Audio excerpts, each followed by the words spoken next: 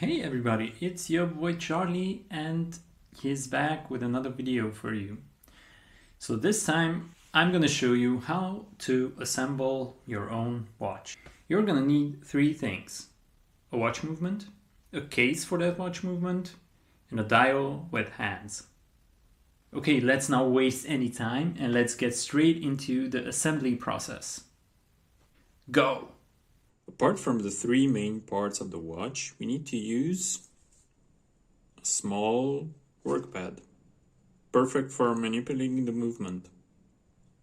Plastic tweezer for the hands, bronze tweezer, watchmaker's screwdriver, a pair of hand removal tools, a pin vise for the crown, some sort of hand presser tool. I'm going to be using this Chinese hand presser stand, but you can use the manual ones as well, or even the plastic tweezers as well. And also finger cuts, which are indispensable to keep prints and oils away from the movement. And last but not least, Rodico, which is a watchmaker's Play-Doh. It's useful for removing oils and dirt. So the movement I went with is an ST36, basically a Chinese clone of the ETA 6497.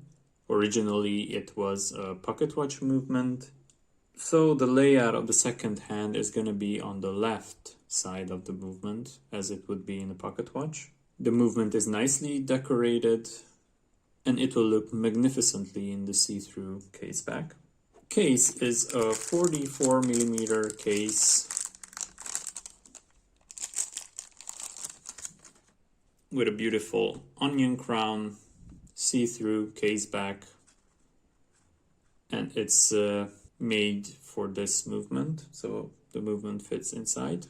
It originally comes with a movement retainer ring, which is basically indispensable for keeping the movement in place in this case. Our dial is a beautiful enamel dial with painted blue Breguet-like hands. I'm gonna show it on the back. Or clock hands. I'm not exactly sure what's the name. If you know the name, then please write it in the comments below. This dial was made especially for this movement. So, as you can see it on the placement of the seconds hand, it's on the left as well. First step is to check if our tools are magnetized or not with the help of this old compass. If they are magnetized, then we should see a violent movement of the compass. But they aren't, so we can proceed safely. First step would be removing the dummy hands. I'm going to be using this piece of plastic to stop the movement from getting scratched up. These hand remover tools are basically act as levers. They just pry the hands up. Okay.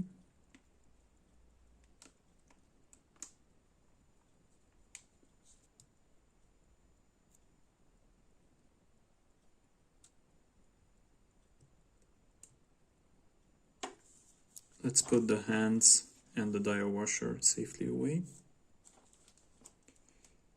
using a bit of Rodico.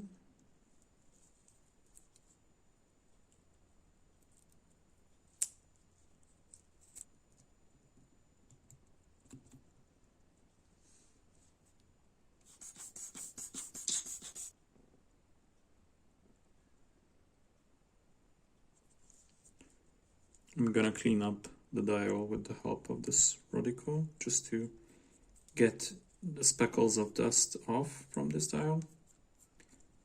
Yeah, you need to be careful because enamel dials are known for their brittle nature.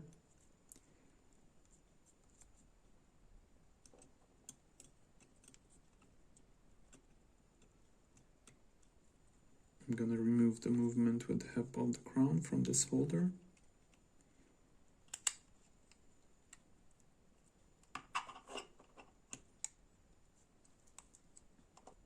can fix the dial with the help of those two screws.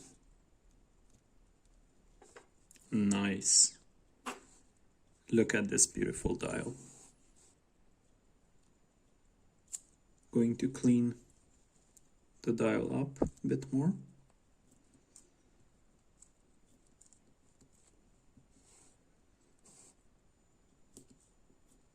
So we fix the dial with the help of those two screws. This screw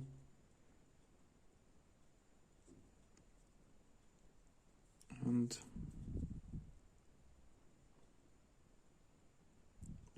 screw inside there. You don't have to rotate it much, just a bit, in order to fix it. The first marker that we put on is going to be the hour marker. I'm going to use a bit of Rodico to manipulate the hour marker into its correct position.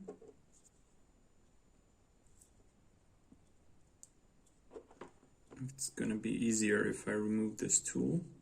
Sadly, its size is much too small for this hour marker, so I will need to use this plastic tweezer.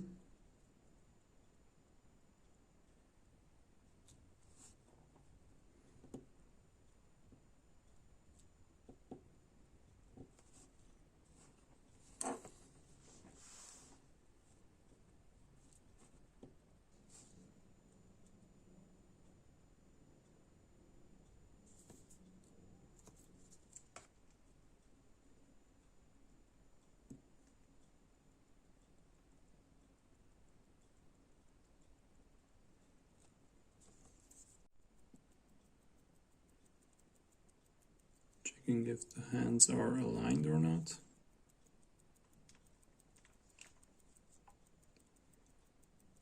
Okay, there's no interference between the hands. It's good.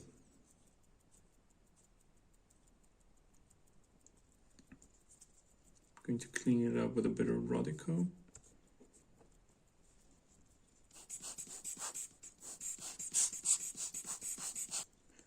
I'm going to loosen up the crown retaining screw. I should have removed this earlier. Now it's a pain to do it. Okay, stem is out. I can take this Rodico off. Yeah, hands and everything is okay.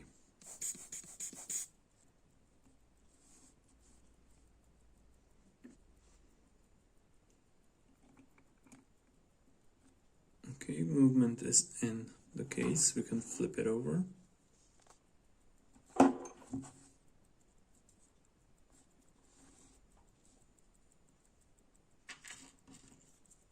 Eventually the crown is going to help us in positioning the movement correctly.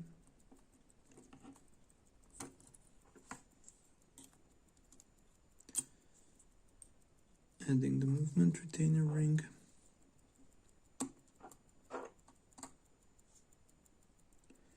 The movement is positioned. We can check it again. Yes, the position is correct. We should use now these two movement fixing clips. First one is gonna go here, and the second one there. So both of the movement retaining clips are in its place. Now we can move on to the crown. Removing the crown from the stem, first we need to see how deep is the new crown and mark its size, then cutting it back to the correct size in increments and filing it down before locking it up with a bit of super glue or Loctite.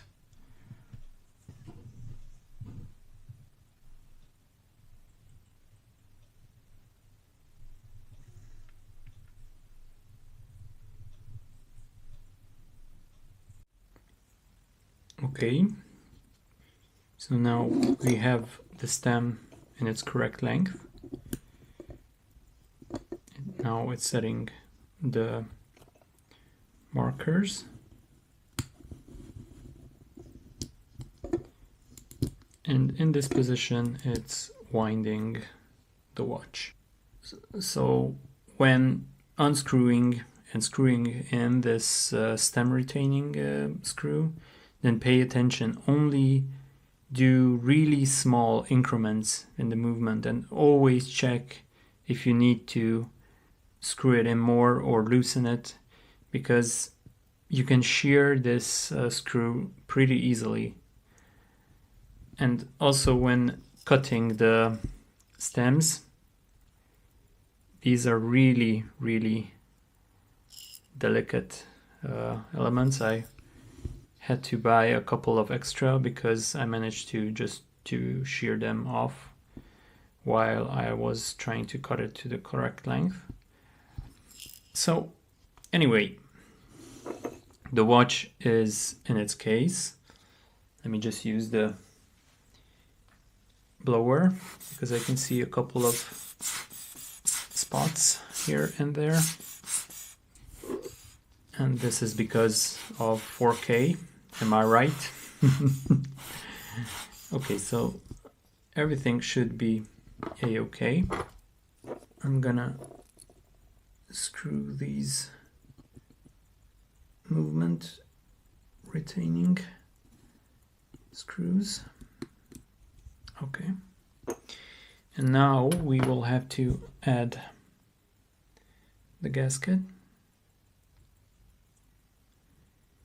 Yeah, it should be correct. And we can put on the case back.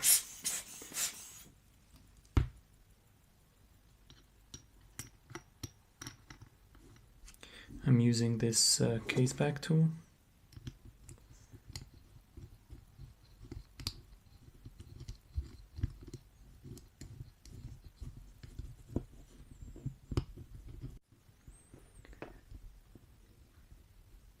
We will have to tighten it a bit more. You can also use the rubber ball or something. It's probably easier and a bit more forgiving with the case. So this is how the watch looks like. I know that there is a small opening here at the crown, but this is the best that I can do. I don't want to force it more. Well, I already managed to break 3 stems, so let's leave it in this state. So, position number 1, we can set the clock, we can set the watch, and basic position, we can wind the watch. It's already wound up to the maximum. Just look at this beautiful watch. And I'm in love with this enamel dial. Okay, so let's pop it on a strap. I got this cheapo canvas straps. And the watch is ready.